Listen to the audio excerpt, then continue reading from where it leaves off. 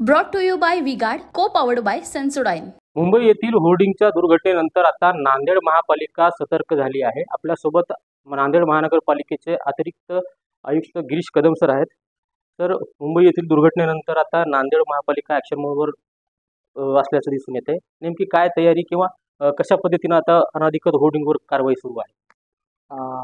घाटकोपर मुंबई येथे जी दुर्घटना घडली ती 13 मेला घडली। त्यानंतर तत्कालीन मान्य आहेत त्यांनी आपत्कालीन व्यवस्थेअंतर्गत लगेचच बैठक घेऊन घाटकोपरमध्ये जी घटना घडली ती घटना नांदेड शहरात घडू नये म्हणून। देखिए, उनका काम है अफवाह से गर्मी बढ़ाना और हमारा काम है माहौल को ठंडा रखना। हमारा नेता कैसा हो जो माहौल को रखे ठंडा वैसा हो। अब की बार वीगार्ड एयर कूलर का चमत्कार। संबंधित सर्व क्षेत्रीय अधिकारी, उपायुक्त आणि सर्व विभाग प्रमुखांना या जे धोकादायक होर्डिंग्ज आहेत त्याची पाहणी करण्याचे आदेश दिलेले आहेत।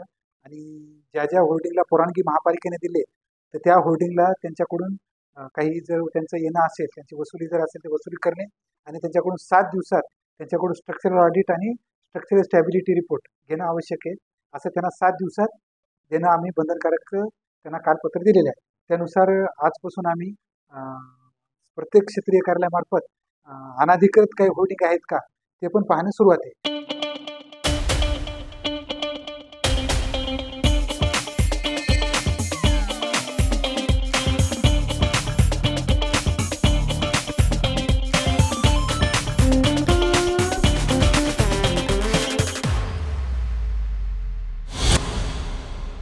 आणि ज्यांना महापालिकेने परवानगी दिली त्यांना आम्ही 7 दिवसात स्ट्रक्चरल ऑडिट किंवा स्ट्रक्चरल स्टॅबिलिटी रिपोर्ट त्यांना सादर करण्याचं कळवलेलं आहे।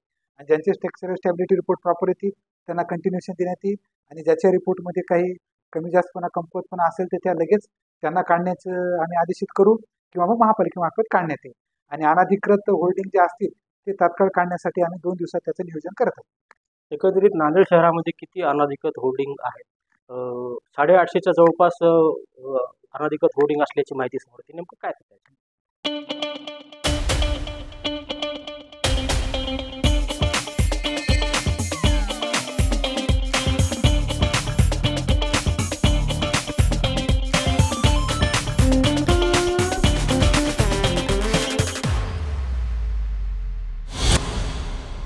महापालिकेमार्फत जे प्रायव्हेट घरावर जे होर्डिंग दिलेले आहेत उंच, तर ते जवळपास 151 आहेत ज्याच्या महापालिकेने परवानगी दिली आहे।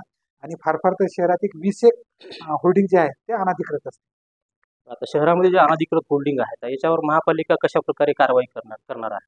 आता त्यांना आपण जे परवानगीचे जे काय नियमानुसार ॲक्टनुसार जे काय तरतुदी आहेत परवानगी देण्याच्या त्या तरतुदीमध्ये त्यांनी त्या घराचा टॅक्स भरला पाहिजे आणि विविध काही जे काही प्रमाणपत्र आहेत त्याच्यात सगळ्यात महत्त्वाचं प्रमाणपत्र म्हणजे स्ट्रक्चरल स्टॅबिलिटीचं। हे ज्यावेळेस आपण त्यांना परवानगी दिलेली आहे त्यावेळेस हे पाहूनच त्यांना दिलेली आहे। आता ही घटना घडल्यानंतर आपण आज रोजी जे त्याची जी होर्डिंगची जी स्थिती आहे त्या स्थितीचा आपण आज रिपोर्ट घेत आहे। त्याच्यामुळं ती होर्डिंग करेक्ट म्हणजे स्थितीत योग्य स्थिती आहे की नाही याची आपण शहानिशा करतो। शहानिशा केल्यानंतर जे अनधिकृत होर्डिंग्स आहेत याच्यावर महापालिका कशा प्रकारची कोणती कारवाई करणार आहे? अनधिकृत असेल ते 100% काढण्यात जातील आणि ज्यांना परवानगी दिली आणि ज्यांचं होर्डिंग ह्या स्ट्रक्चरल स्टॅबिलिटी रिपोर्ट नॉर्मनुसार जर नसतील तर ते पण काढण्यात येईल। नक्कीच नांदेड शहरातील जे अनधिकृत होर्डिंग आहेत त्याच्यावर कठोर कारवाई करण्याचे महानगरपालिका अतिरिक्त आयुक्त गिरीश कदम यांनी सांगितलेलं आहे। Yashpal Bhosale, TV9 Marathi, Nanded. Brought to you by V-Guard, co powered bye Sensodyne.